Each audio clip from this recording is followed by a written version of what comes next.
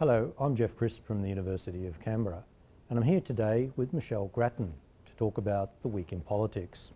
Hello, Michelle. Hi, Geoff. What an interesting week we've had. And a surprising one. Absolutely a surprising one. So last Saturday on the 18th, I think many people were expecting a Labor victory. So even Scott Morrison himself called it a miracle, the coalition victory.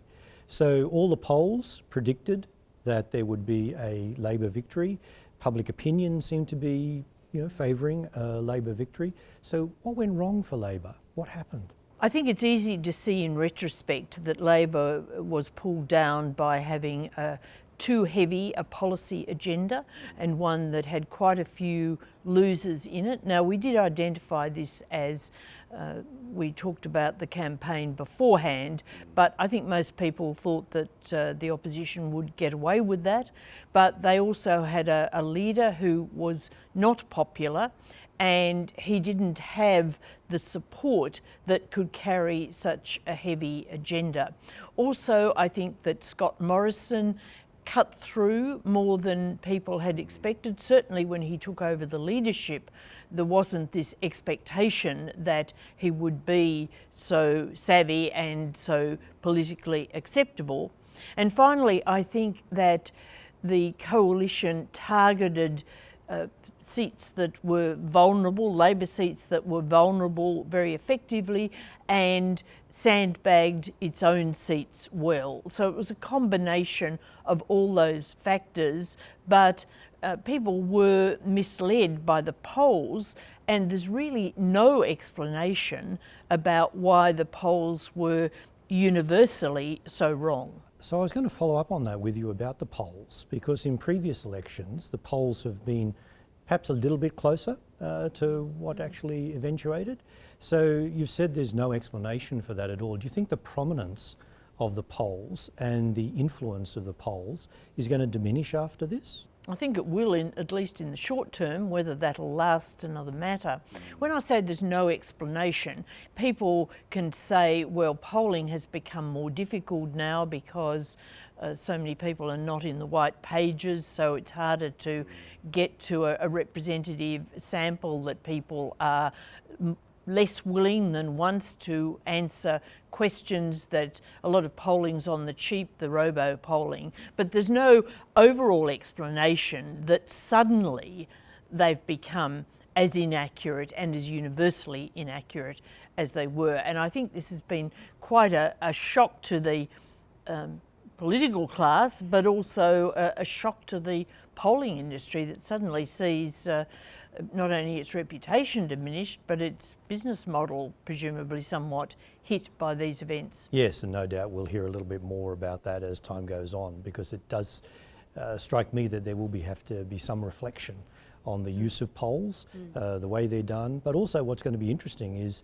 the way in which polls have perhaps influenced public opinion as well. Well, and cost leaders their jobs. Yes, absolutely. Let's talk a little bit about the Labor Party now, because obviously Bill Shorten stepped down straight after the result was known, and we can see that there were a few Labor MPs that perhaps tested the water, sort of dipped their toe in, see what was going to happen, and it looks like Anthony Albanese is really going to be the next leader of the opposition. So what qualities do you see Albo, as many people refer to him, what qualities do you see him now bringing to the leadership of the opposition? Well, he's a knockabout sort of guy. He's someone that people do relate to, even people who are not naturally Labor voters. He's experienced, he's been around, of course, a long time, was briefly Deputy Prime Minister in the former Labor government, has served in a number of portfolios. So I think that he was the obvious choice, although some would have said that perhaps Labor should have jumped to the next generation and chosen Jim Chalmers, who's an up-and-comer from Queensland, a state where Labor needs desperately to rebuild, rather than sticking with the tried and tested, as it were. But Albanese is going to have a big job to try to recraft the whole policy agenda, together with his front bench for the next election. Now, I think he would be wise to take time to do this, not to rush into things, but it's going to be a big job. For example, the climate policy, which was controversial during the campaign, will have to be rethought. We've already heard Environment spokesman Tony Burke start to muse that they'll have to go in another direction. There'll be a lot of argument within the party over policies like that.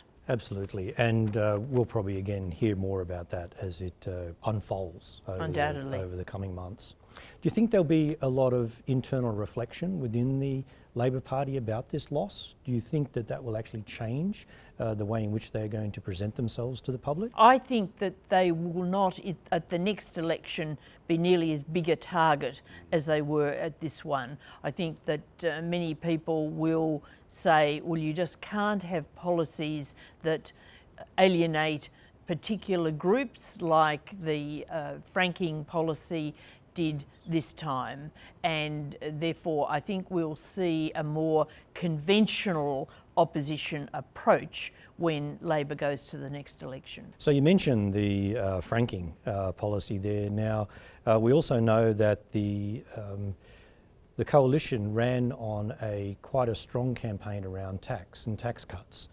So we've seen already that perhaps the Scott Morrison may not be able to bring in the immediate tax cuts that he wished to, not to do with his delay, but to do with just the mechanics of when Parliament will be able to sit and when he'll be able to bring that in. Do you think this will have an impact at all, given that it was such a prominent part of the coalition's platform? I don't think it'll have a continuing impact, but it does show how a leader can sort of fudge the issue during a campaign and put people off and say, of course, we can do this by administration. Now, the tax office was saying at that time, no, you can't do it by administration. We have to actually have legislation. And of course, there's not time for the Parliament to sit before July 1. So there will be a delay for some people. If you put in your tax return immediately in the new financial year, you are not likely to get that full offset. You'll get some because that was in the previous year's budget, but you won't get the full amount for a little while, but you won't have to do anything more. The cheque will come immediately. The legislation's passed, as it were, or very, very soon after. But of course, many people don't put in their tax for a few months into the financial year, so they won't be affected. One interesting question, of course, is whether the Senate will contemplate passing the whole tax package when it comes to Parliament. The government wants it all bundled up, not just these immediate cuts, but the cuts in later years for higher income earners. I think it's quite likely, not certain, but quite likely the Senate will balk at that, and then the government will be faced with, does it hold out or does it split the bill? Now, I think to keep faith with the electorate, it's going to have to split the bill in those circumstances and let the immediate cuts be paid and deal with the later ones at a subsequent point. So I suppose one of the strengths many people saw in Scott Morrison during the campaign was his ability to be able to communicate effectively. So on that issue that you just mentioned there about the long-term tax agenda for the coalition, you've mentioned that the Senate may not wish to pass this all in one go. So do you think this will be an issue for Scott Morrison in terms of, again, having to communicate to the public perhaps why the tax agenda has to be split like this? Well, it won't matter in the short term because these later cuts are very much later, but eventually the government will want to get the subsequent cuts through, and that could entail an argument, compromises, changes, whatever. Thanks very much, Michelle. Thanks a lot, Geoff.